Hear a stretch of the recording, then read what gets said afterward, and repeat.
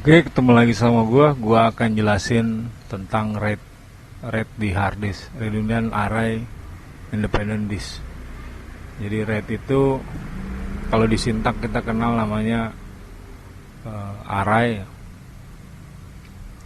Balik lagi, ini namanya fundamental kalau bahasa orang yang sekolah yang makannya teori, ya dia nyebutnya namanya fundamental. Orang programming kalau di keuangan juga nyebutnya analisa fundamental, itu ngecek kondisi perusahaan, nyebutnya juga begitu. Kalau gue sukanya yang sederhana aja karena gue nggak sekolah dua-duanya, jadi gue menyederhanakan bahasa tersebut.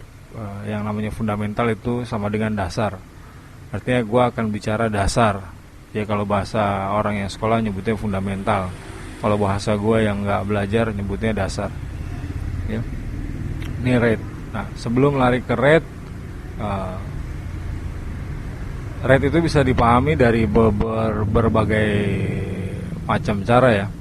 Kalau lu yang suka tadinya hardware, kerjanya install dan lain sebagainya, atau lu sendiri punya komputer, ya lu mesti lihat di sini ada di sistem. Kalau di Windows ya, apa itu Core i3, terus ini RAM. Kita lupain dulu soal RAM, kita fokus ke sini.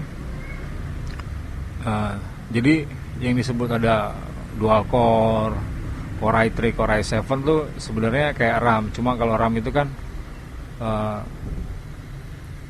fisiknya terpisah ya. Jadi misalnya ada satu mainboard gitu ya, yang slot RAM-nya bisa 2, bisa 4 gitu ya.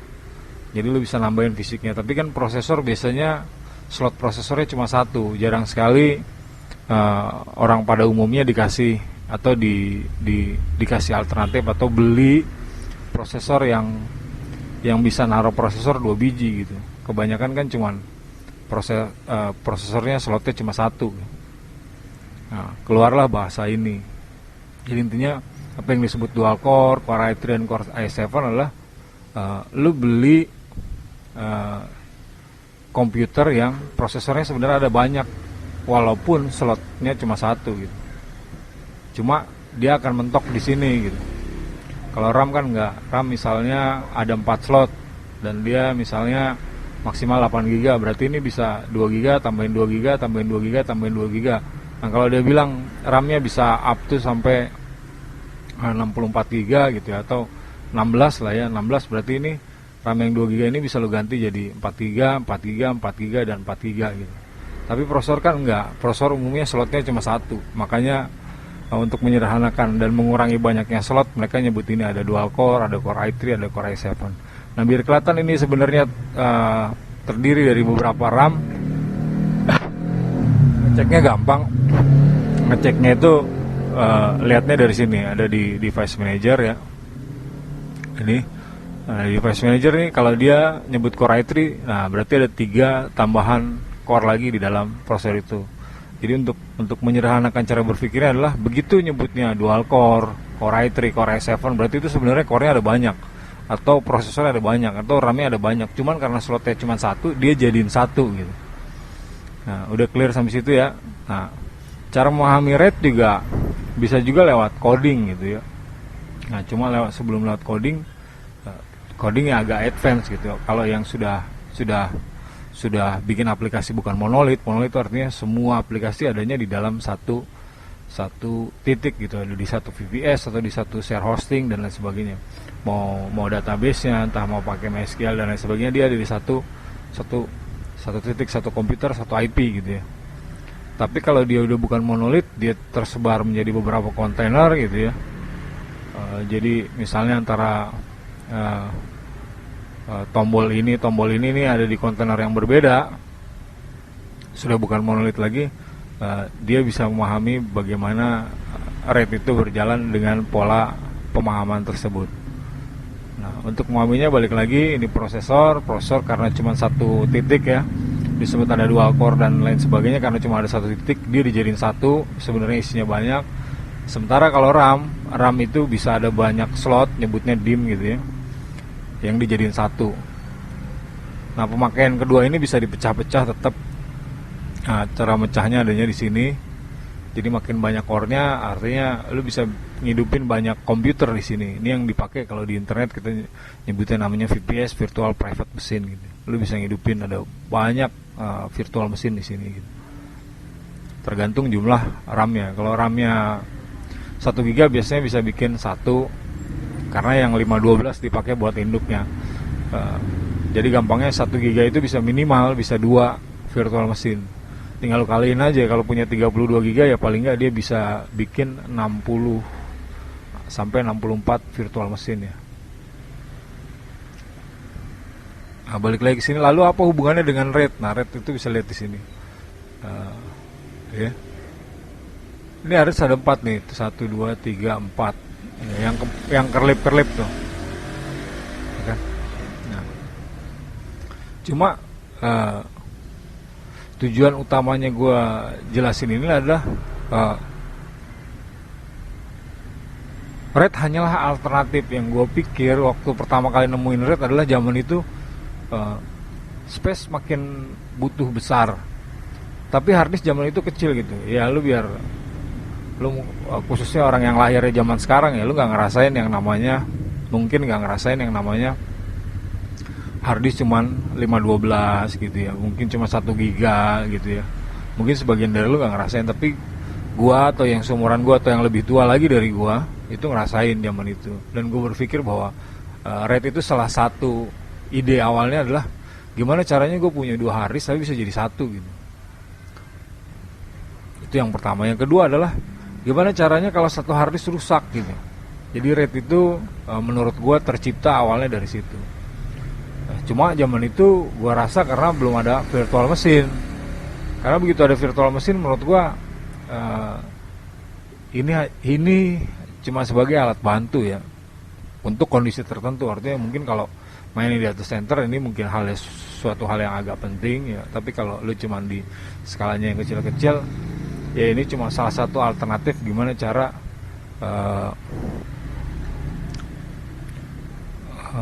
menjaga data yang ada di perusahaan lu gitu. Oke, sebentar gua pause dulu. Oke, gua lanjutin lagi. Gua lupa tadi sampai mana. Jadi intinya gini, RAID itu intinya adalah teknologi untuk menggabungkan beberapa harddisk untuk keperluan tertentu.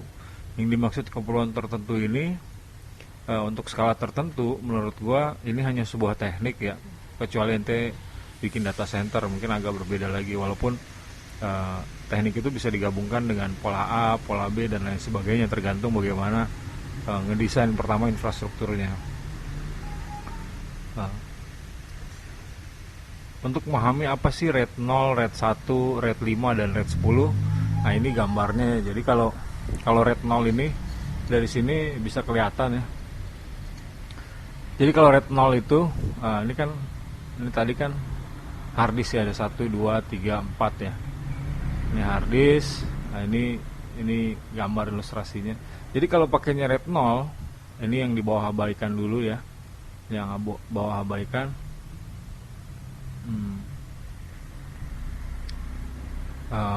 Waktu data itu dikirim, dia dipecah nih. Misalnya nama gua Dani gitu ya, nama gua Dani, yang D itu ke sini, yang H itu ke sini, yang A itu ke sini, yang N itu ke sini, yang I itu ke sini. Itu RAID 0 tuh. Nah, kalau dipecah begini, ini RAID 0 juga artinya punya kebutuhan minimal 2 harddisk ya. Dia tujuan utama RAID 0 adalah menggabungkan kekuatan 2 harddisk menjadi 1, sama kayak prosesor tadi nih ya. Menggabungkan 2 harddisk jadi 1 nih. Jadi RAID 0 itu gampangnya seperti dual core lah kalau di hardware ya. Menggabungkan 2 harddisk menjadi 1 dan datanya di split. Itu ini D, ini H, ini A, ini N, ini I gitu ya. Ini RAID 0 nih. Lalu kalau RAID 1 itu mereplika itu sama persis. Jadi kalau ini biar kelihatannya kan di bawah ya. Jadi misalnya kalau ini kan A, ini C, ini C, ini B, ini B. Nah, ini kalau pakai nama gua, ini misalnya pakainya RAID 1 adalah ini D, ini H, ini H, ini A, ini A, ini N, ini I, ini I gitu. Jadi kalau RAID 1 itu mereplika dua hard disk. Jadi waktu di sini ini D, ini RAID 1 ya, ini H, ini A, ini N, ini I gitu ya. Nah, sementara kalau RAID 0 ini D, ini H, ini A, ini N, ini I gitu ya. Nah, yang satu lagi adalah kalau dia RAID 10 dia begini nih posisinya. Jadi dipecah lalu direplika. RAID 0-nya di depan, D, H, A, N, I gitu ya. Nah, yang di sini D, ini H kan, ini H, habis D ini A gitu ya. Ini N-nya kan di sini nih N ya. Ini satu lagi kan I. Jadi di sini isinya D, H, I adanya nih. Yang di sini adanya A sama N gitu ini. Lalu dia direplika kedua hard disk. Nah, itu fungsinya RAID 10. Nah, RAID 10 tuh jadi minimal butuh 3 hard disk. Nah, ini kalau dijadiin 4 hard disk kondisinya jadi begitu gitu. Gampangnya gitu. Ya. Nah, kalau RAID 0 itu menggabungkan tadi. Jadi ini D, ini H, ini A, ini N, ini I gitu ya. Dua-dua ini punya kekurangan dan punya kelebihan. Jadi untuk skala yang kecil, ya sebenarnya nggak kecil-kecil amat ya, walaupun perusahaannya misalnya ribuan karyawan juga hal ini bisa dipakai gitu ya. Dengan logika ini gitu. Plus misalnya virtual machine, plus lagi ya macam-macam lah. Banyak teknik, terlalu banyak untuk dijelasin. Kita sekarang fokus dengan apa sih itu RAID gitu. Nah, buat orang yang khususnya Windows ya, pengguna Windows, nanti lo akan tahu yang namanya dynamic disk. Nah, ini sebenarnya dynamic disk itu begini. Apa hubungannya dynamic disk, RAID dan swap itu gini. Ini harus ada 4 nih ya. Nah, ini bisa dicopot nih satu-satu. Jadi fungsinya RAID, khususnya misalnya RAID 1 ya, RAID 1 kan ini D, ini H gitu ya. Jadi kalau hard disk yang ini rusak itu tinggal copot, pasang lagi yang baru. Tapi tidak mengganggu gitu. OS-nya tetap jalan gitu. Yang menurut gue sebenarnya untuk zaman sekarang antara penting nggak penting sih. Untuk skala kecil ya. Ya walaupun pabriknya agak gede juga ribuan karyawan tetap cukup juga, dan menurut gue itu masih skala kecil. Karena bukan data center yang lu mungkin banyak banget servernya gitu.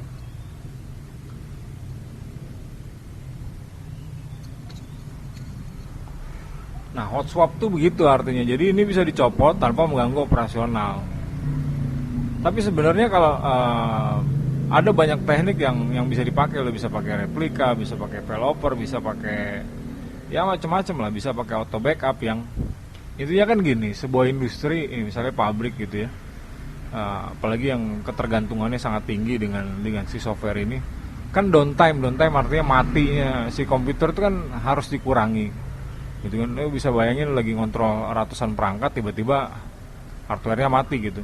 Itu salah satu fungsi hot swap. Jadi dia tetap bisa jalan walaupun salah satu hard disk-nya rusak.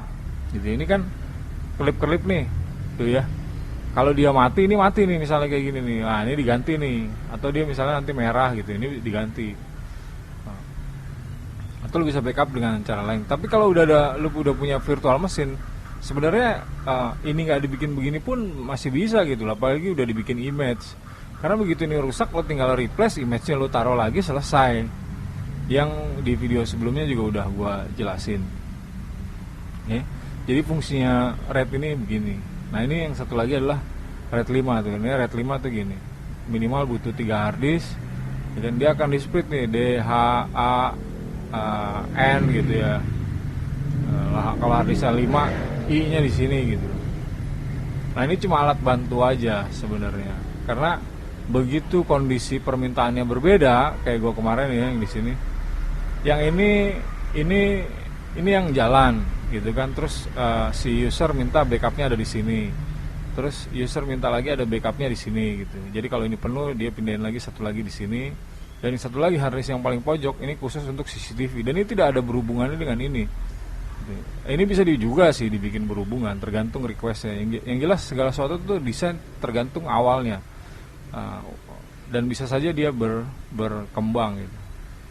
Untuk sebabnya gue jarang sekali untuk sekarang dan ke depan menggunakan OS biasa gitu, selalu pakai Windows Server karena semuanya gue bikin base-nya image gitu.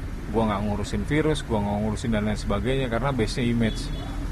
Auto backup juga gue bikin begitu, jadi gue nggak pusing lah ngurusin gitu, ngurusin nyeting begitu rusak tinggal ganti gitu kan, di replace ya cuma sebentar.